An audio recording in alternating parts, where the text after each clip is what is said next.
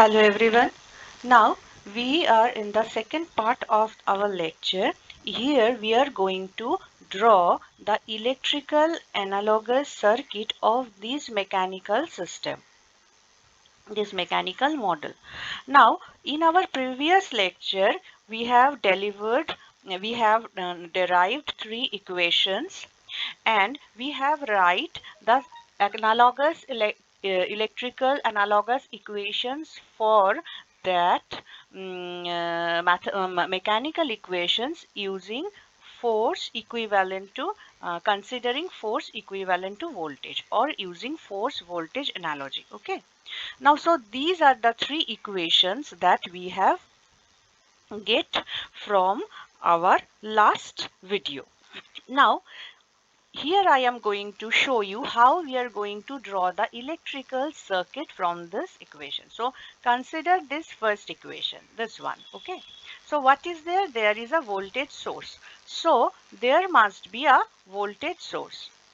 Acha. Now what you are getting here, just look, this is a voltage source. So this is basically expressing the form of KVL. That is, this is also voltage because we know LDI/dt is nothing but voltage, and this is also voltage. So that means we will get we will getting these equations when we are using force voltage analogy. We are getting the equations uh, in form of KVL, and we will try to draw the system from this KVL equation. So first thing is the voltage source. So I have a voltage source, that is V. Okay. Now from this voltage source, what is there? This V, suppose this is plus and minus of this V terminal. So if this is V, what I am getting, this voltage source is actually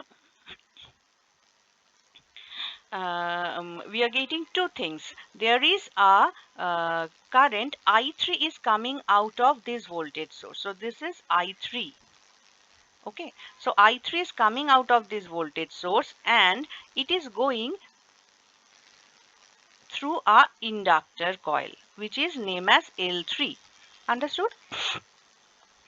Now here we are getting difference of two currents. Now we know difference of two currents we can get if there is a mesh here and there another mesh here, and within the intermediate branch we will get the currents. One is going in this direction, another one is going in opposite direction, flowing in opposite direction. So we can get there, we can understand that there is a capacitor who is having capacitance of C3, and this I3 current is flowing. The I3 current is flowing within this loop in this direction, and this is I3. Okay, and obviously there must be a I2 flowing in this direction. So we are getting the difference I3 and I2 integration 1 upon C3. So this is our first equation. This is the diagram of our first equation. Now come to the second equation, because we have completed all the elements in the equation. We have nothing else there to draw. Understood? So come to the next equation. So this will give you another mesh. Okay. So what you are getting a L2 where I2 is flowing. So I2 is flowing through a inductor which is known as L2. So this is, I am considering this is my L2. Now I am getting I2 and I1. That means there is an intermediate value of capacitor where two meshes are there and two algebraic values of current we can get from that. So it will be obviously the capacitor, the value of the capacitor here, it is 2 by C2. That means 1 upon C2 by 2. That means it is 1 by C2 by 2. So this is the value of this C2 capacitor here. Now I am getting here that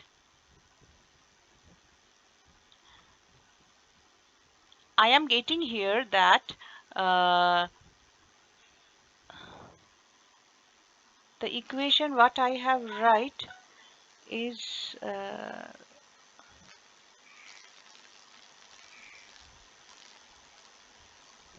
2 and I3. Okay, now here it must be, yes. Now in the this third thing, if you consider this third thing, what is there? We are getting that this will be C3. This will not be C2. This will be C3. Here it will be C3. Okay. Now, so C3, if you think of C3, from this equation we got C3, and C3 was intermediate value, and through which I3 and I2 was flowing. So here also we are getting that we have completed all the elements we have completed in this loop. Understood? Next, we are going for the third mesh. So in third mesh, I am getting a current I1 is flowing through inductor L. Okay, I may consider that this is inductor L1, and through which current I1 is flowing. Okay. Now this I1 is also flowing through a capacitor C1. So I can guess that this I1 is flowing through a capacitor C1.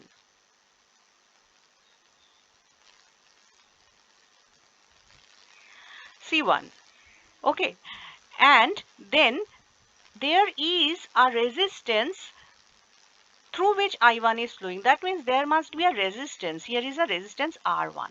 And what we are getting here? We are getting that this is obviously an intermediate value where I1 is flowing in this direction and I2 in the opposite direction within this capacitor C2 by 2. Okay. So within this capacitor C2 by 2 is flowing. So we have also used all the elements in this mesh.